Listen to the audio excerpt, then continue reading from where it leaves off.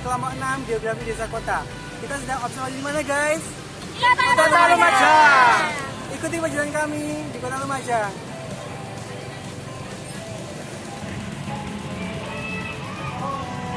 Halo guys, perkenalkan nama saya Diana Skapuanisi, NIM 19 dari Pendidikan Geografi Universitas Jember. Perkenalkan nama saya Dimas Muswarna, NIM 20. Perkenalkan nama saya Zainal Abidin, NIM 22. Perkenalkan saya Agus Santosa, NIM 33. Perkenalkan nama saya Wan Haminda, NIM 3043 dari Pendidikan Geografi kelas A.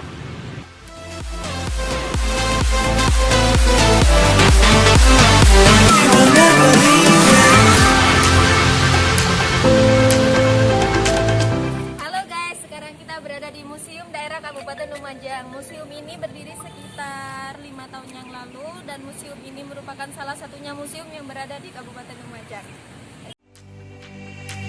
We live it up and toast to all the memories. We fill our cups and smoke like it's the 70s. We sing the words of wisdom, baby, let it be. We found where we belong and we will never leave here. We live it up and toast to all the memories. We fill our cups and smoke like it's the 70s. We sing the words of wisdom, baby, let it be. Halo guys, kita sudah ada di Museum Daerah Kabupaten Lumajang. Museum ini merupakan salah satu potensi wisata yang ada di Kota Lumajang. Apa sih isi dari museum ini? Ada 2 ruangan. Yang pertama, ruangan yang membahas tentang seni budaya yang ada di Kabupaten Lumajang. Entah tari topeng, jalan kencak, batik Lumajang, pakaian adat Lumajang, dan lainnya. Yang satunya ada ruangan khusus untuk situs berbakala yang berasal dari zaman prasejarah, zaman sejarah, dan juga kolonial Belanda. Just for today.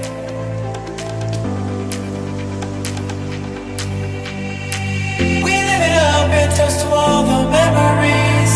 We fill our cups and smoke like it's the 70s. We sing the words of wisdom, baby, let it be. We found where we belong and we will never leave here. Toyone nggih, anu Bu, ijo nama maksudnya mboten angel nama mboten. Kalau harga di sini tanahnya mahal nggak Bu? Kalau beli tanahnya gitu? Tumbes. Enggak, yang omah gede tak bangun iku tanahnya biyen iku 30. 30. Rumah 2 itu 15. Terus saya iki bukan beli di Ratoba kan. Sak rumahnya 40. Juta gitu. Tapi 40 juta itu ada yang foto kan aslinya Terjangkau. nggih termasuk murah ta bulan ki. Ibu jenengan napa mboten ngantuk mboten misalnya kan mboten sumpah nggih Bu, kadang iki pun mepet nang dia kan biasa ada desa-desa ning Tasik gadah kayak pekarang aja damel nanti-nanti ngeten iki jenengan pripun Bu? Enggak ya enakan kami ngene. Oh, kalau Pisang. Sudah terbiasa. Ini satu kompleks ini emang keluarga apa bagaimana? Keluarga. Oh, masih keluarga. Masih Oh, kerabat masih kadang kerabat gitu ya Bu ya. berarti tidak ada orang Oh, kampung iki ya. nggih. Oh, tetangga. Tetangga. Oh tetangga aku sih nggak ada hubungan darah Sanes atau kerabat. sanes tiyang kan Bu maksudnya nggih kan. Anu Bu, rata-rata pekerjaan di rumah sini tuh apa Bu? Di sekitar kamu sini atau kerajinan Pekerjaannya. atau apa? Atau Ada wirausaha? kerajinan. Yang depan nih jualan soto ayam, bakso, Pekerjaan. banyak yang dagang. Oh, pedagang. Nggih. Jual soto, bakso, terus jual sampel, tahu tek, semua pedagang yo. Ada yang pegawai. Lebih banyak yang pedagang atau pegawai Bu? Kalau dibandingkan? Dagang. Terus di depan sana martabak. Oh iya, berarti kebanyakan pedagang kayak gitu. Di sini nggak ada petani gitu Bu? Kalau wisata-wisatanya ya banyak mewah tapi kalau di kota ya tidak ada, cuma toko-tokoan orang-orang Dari desa-desa. mewah dulu. Wah, ya.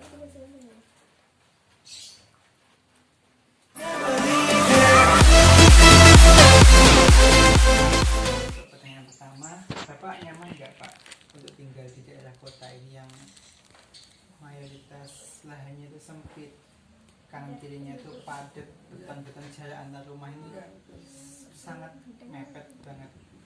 Bagaimana? Memang karena kehidupan sekarang itu beda dengan waktu tahun berapa tahun Dari Universitas Jember. mengingat sekarang kan bertambahnya penduduk otomatis rumah itu tambah padat. Jadi kalau kita mengacu pada yang sampai tanyakan itu ya kurang enak sih. Aslinya kurang enak. Mana segi air sangat rawan dalam arti antara kita dengan satu-satunya itu persapan Resapannya berpengaruh gitu. ya itu ya kalau dilihat itu ya memang kita udah mulai lahir di sini otomatis ya bagaimanapun kita tempati itu aja ya mau berkembang ya kepingin ya tapi faktor lain mempengaruhi. Terkait dengan Bapak tadi ya resapan ya Pak ya. Ini pemerintah kan dengan untuk mengendalikan biar nggak semakin tahun semakin padat, apakah pemerintah terutama Pemkab Lumajang Lumajang ini apakah ada rencana untuk menata kawasan untuk membuat RTH ruang terbuka hijau resapan itu Pak? Ada memang program-program itu banyak sudah terlaksana. Cuman melihat daerah mana yang perlu untuk dibuatkan seperti itu. Karena kemarin tahun 2019 ketepatan di Jogodan RW 1 RT 3 ini masuk kota kumuh. Nyatanya dengan demikian sudah ada program dari pusat APBD sebagian dibuatkan drainase. Drainase karena kemarin disurvei jadi semua limbah yang dibuat rumah tangga itu tidak layak ya. Tidak ada drainasenya. Sekarang alhamdulillah sudah baik, bahkan insya Allah bulan April nanti ini termasuk ikut lomba tingkat provinsi. Jawa Timur. Ya begini. Tapi ini sebagai penunjang ya keluaran mandiri dari RW 3, RW 5 dan RW 7. Sini RW 1 selaku pendamping. Kalau Madya 3 RW sekarang 4 RW termasuk sudah tingkatnya lebih atasan lagi gitu ya. Oh itu untuk pengolahan limbahnya dengan pengawasan dari pemerintah langsung? Iya langsung. Dan bentuk BKN di sini. Iya. Oh ada badannya sendiri. Iya. Jadi terkait RTH tadi aslinya juga ada kebijakan pemerintah Ada. Iya, ada. Banyak. Bahkan di mulai RW 2, RW 1, RW 3, 5, 6 sudah berjalan. We know where we belong and we will never leave here.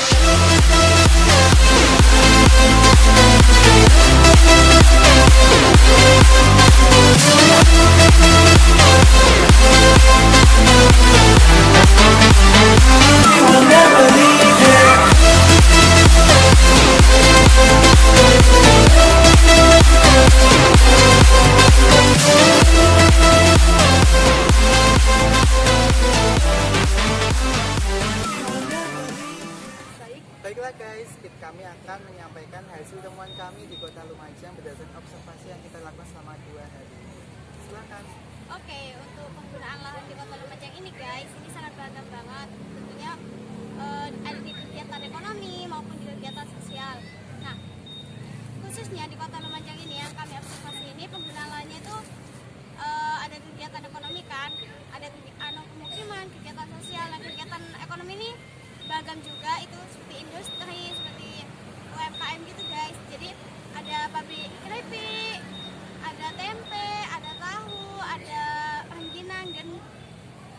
lagi.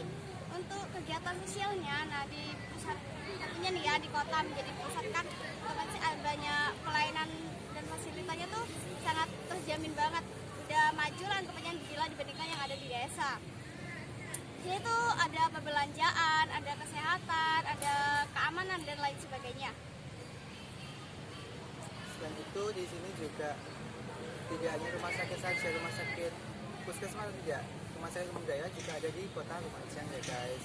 Terus ada SMA, mulai SD sampai SMA, bahkan universitas juga ada di kota Lumajang.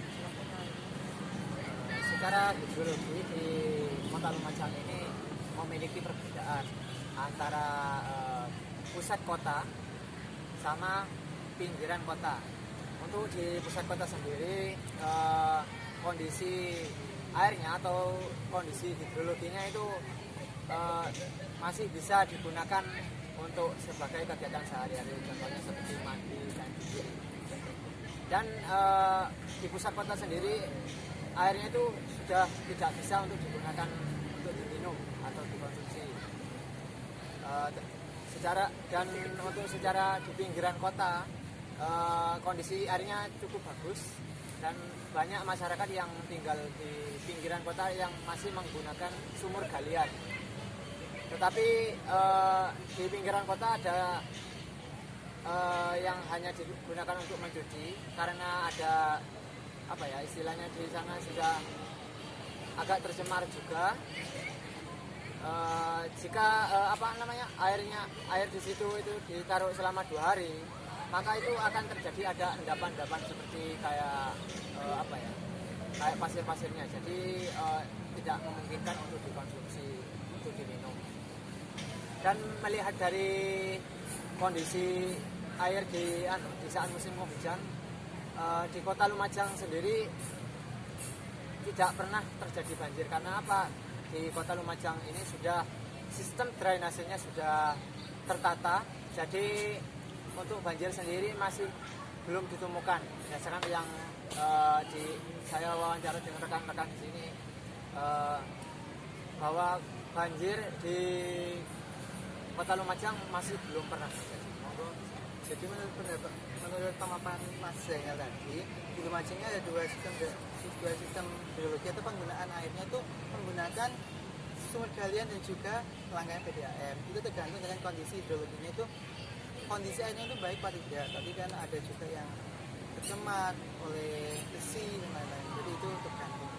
Untuk banjir tadi itu adanya gorong-gorong, pembuatan gorong-gorong atau sumur resapan itu bisa mengurangi terjadinya banjir di Kota Lumajang. Silakan. Untuk potensi wisata di Kota Lumajang ini ada banyak potensi wisata yang ada di Kota Lumajang ini seperti wisata edukasi, yaitu seperti museum daerah Lumajang. Jadi di situ ada museum itu guys, museum daerah di Kota Lumajang itu museum tersebut menyimpan 2 koleksi apa saja? ada koleksi kebudayaan, budaya orang Lumajang, terus ada penemuan purbakala yang ada di Kota Lumajang. Selain itu guys, di Museum Lumajang ini, kita tuh terdapat contohnya nih di Museum Kebudayaan. Di sana tuh terdapat ada alat musik tradisional yang ada di Kota Lumajang, terus ada baju tradisional pengantin seperti itu, terus ada kesenian yang ada di Lumajang seperti jangan kenca dan wayang seperti itu. Sedangkan kalau di bagian sejarahnya itu seperti temuan batu candi seperti purbakala pada zaman dahulu. Karena Lumajang ini kota pisang, karena banyak sekali warga masyarakat di sini dari dulu hingga sekarang yang menanam pohon pisang sebanyak-banyaknya dari berbagai ukuran, berbagai rasa dan juga berbagai variannya. Jadi yang terkenal di sini itu adalah pisang anggung, di mana pisang anggung ini sering digunakan oleh masyarakat untuk hajatan, untuk piknik, untuk segala macam. Salah satu produk yang ada di masyarakat sini yang sering dipasarkan yaitu keripik pisang. Karena apa? Karena pengolahannya sangat mudah, pembuatannya sangat mudah, dan juga cara mendapatkan bahannya itu juga sangat mudah. Rasanya juga berbagai varian. Karena adanya pemasaran ini, selain untuk menaruh di toko-toko atau di berbagai tengkulak lainnya, mereka juga memasarkan lewat online. Jadi bisa dijadikan sebagai makanan kekinian yang dinikmati oleh berbagai kalangan, terutama bagi kalian-kalian yang ingin menikmati makanan khas dari Lumajang. Menambahkan dari saudara Wanda, tadi kan dari temuan kita di observasi tidak hanya keripik pisang saja, ada keripik singkong, ada budidaya ikan keramba, ya kan guys? Terus ada lagi potensi dari segi itu kan dari UMKM, wisata sudah dijelaskan juga. Di Lumajang, di kota ini juga banyak masyarakatnya yang masih bekerja pada sektor agraris. Jadi pertanian ini masih menjadi mata pencarian yang mayoritas banyak juga, selain di samping sebagai pegawai, karyawan dan lain-lain. Uniknya nih guys, pertanian di daerah Lumajang ini hanya menanam padi. Jadi tidak menanam tembakau, jagung dan lain sebagainya. Jadi hanya selama satu siklus itu yang ditanam yaitu hanya padi. Untuk mata pencarian di kota Lumajang sendiri, terutama yang di dekat alun-alun ini, banyak masyarakat yang bermata pencarian sebagai PNS dan juga banyak masyarakat yang bermata pencarian sebagai pedagang. Bisa dilihat sendiri di belakang sana itu banyak terdapat masyarakat yang berdagang karena selain bekerja sebagai PNS, juga banyak masyarakat yang memiliki kerja sampingan untuk berjualan. Jadi setelah pulang dari bekerja sebagai PNS, masyarakat tersebut itu masuk ke pusat kota di alun-alun itu untuk berjualan. Contohnya seperti berjualan bunga, berjualan kayak pedagang kaki lima, keripik dan lain-lain. Selanjutnya kita bahas mengenai pola. Di sini kita dapat mengamati pola persebaran penduduk atau pola pemukiman. Di sini kebanyakan di kota Lumajang ini mengikuti arah jalan atau memanjang. Jadi ada yang mengikuti jalan, ada juga yang mengikuti sungai. Begitu. Untuk sistem ruangnya ya guys, ini pusat kota ini diisi oleh ada alun-alun, kantor bupati, kantor pemerintahan yang lain, ada pendopo juga, dan kantor-kantor dinas yang lain guys, kantor samsat, Kapolres dan lain-lain. Selanjutnya ada di sisi bagian utara dari kota Lumajang, atau lebih tepatnya di daerah PB Sudirman, itu terkonsentrasi pada pusat ekonomi masyarakat, khususnya perdagangan. Di sana banyak sekali kayak pusat-pusat pertokoan, pusat perbelanjaan, dan lain-lain. Untuk yang bagian yang samping-samping itu hingga terluar itu terkonsentrasi pada lahan pertanian dan juga pada pemukiman penduduk. Di sini guys, walaupun pemukimannya padat, tapi masyarakat itu masih nyaman, walaupun dengan desa-desakan ya, walaupun kanan kiri belakang itu beton, itu mereka masih nyaman. Alasannya adalah selain mereka itu memang lahir di sana, jarak dari tempat kerja itu sudah dekat ya teman-teman. Terus itu kan guys, memang selain itu mereka itu senang dengan apabila tinggal dekat dengan pusat kota. Mereka senang, katanya sih mereka bilang dekat dengan fasilitas publik, fasilitasnya yang lengkap. Dan juga masyarakat sendiri masih menanamkan rasa gotong royong. Jadi walaupun di kota tidak individual ya guys, ini masih kebersamaannya masih terjaga dengan baik. Penambahkan ya, untuk berdasarkan yang saya amati, di sepanjang aliran sungai masih banyak masyarakat yang kurang paham akan pembangunan di sekitar bantaran sungai. Yang saya amati di bantaran sungai itu banyak masyarakat yang mendirikan bangunan pas di atasnya. Padahal itu secara undang-undang itu kan sudah menyalahi aturan. Untuk mendirikan bangunan sendiri itu minimal kurang lebih itu 15 meter dari bantaran sungai, bibir sungai ya. Jadi fungsinya ada undang-undang tersebut agar tidak terjadi longsoran atau pengikisan pinggiran sungai oleh aliran sungai. Jadi menurut saya kedepannya pemerintah Kabupaten Lumajang seharusnya menindak tegas masyarakat yang istilahnya itu melanggar aturan, contohnya membuat bangunan di atas bantaran sungai. Dan juga selain menindak tegas, harusnya pemerintah Lumajang harus memberikan solusi atau tidak memfasilitasi masyarakat yang mana nantinya seumpamanya ada penertiban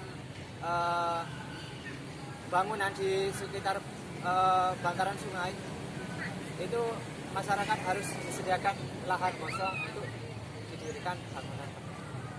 Jadi guys, untuk mengatasi itu, untuk penataan lahannya, pemerintah Kabupaten Lumajang ini masih realisasinya masih kurang. Namun banyak rumah-rumah penduduk yang tidak layak huni dihancurkan oleh pemerintah, lalu diganti dengan yang lebih layak huni. Selain itu, untuk mengatasi semakin padatnya penduduk atau semakin padatnya permukiman penduduk, pemerintah juga memberikan rumah susun ya guys ya. Ya, jadi agar masyarakat dipindahkan ke situ, menyewa, lebih tepatnya menyewa. Iya, masyarakat itu menyewa rumah susun nih guys, untuk targetnya itu ya, itu 80.000 per bulan, sangat terjangkau mungkin. Dan masyarakat sangat menyetujui itu karena jika tidak mereka akan kehabisan lahan untuk membangun rumah karena padatnya di kota ini.